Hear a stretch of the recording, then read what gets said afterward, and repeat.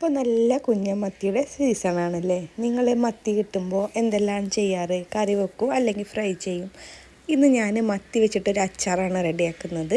അപ്പോൾ അതിലേക്ക് കുറച്ച് കടുക് അരച്ചതും മഞ്ഞൾപ്പൊടിയും ഉപ്പും തിരുമ്മി മാറ്റി വെച്ചിട്ടുണ്ട്. ഒരു പാനിലേക്ക് കുറച്ച് നല്ലെണ്ണയോ വെളിച്ചെണ്ണയോ ഒഴിച്ച് കൊടുത്തിട്ട് നമുക്ക് ഈ മീനൊക്കെ ഒന്ന് ഫ്രൈ ചെയ്തെടുക്കാം. പിന്നെ കുറച്ചധികം കറിവേപ്പില ഇതുപോലെ ഫ്രൈ ചെയ്ത് മാറ്റി വെക്കാം.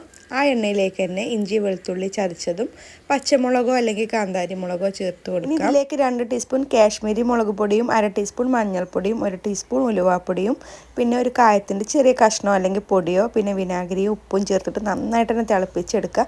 തിളച്ച് വന്നതിന് ശേഷം നമ്മൾ ഫ്രൈ ചെയ്ത് മാറ്റി വെച്ചിട്ടുള്ള ആ മീനും പിന്നെ 1 ടീസ്പൂൺ പഞ്ചസാര, ടേസ്റ്റ് കൂടുന്നതിന് വേണ്ടിയിട്ടാണ് പഞ്ചസാര ചേർത്ത് കൊടുക്കുന്നത്. അപ്പോൾ അടിപൊളിയായിട്ടുള്ള മീനച്ചാർ റെഡി ആയിട്ടുണ്ട് കേട്ടോ. ഇനി ചോറിൻ്റെ കൂടെ ഈ ഒരു അച്ചാർ മാത്രം മതി കേട്ടോ കൂട്ടാനായിട്ട്. അപ്പോൾ വേഗം പോയി മത്തി വാങ്ങിക്കോളിയും അച്ചാറാക്കിക്കോളിയും. അപ്പോൾ ഓക്കെ, ബായ്.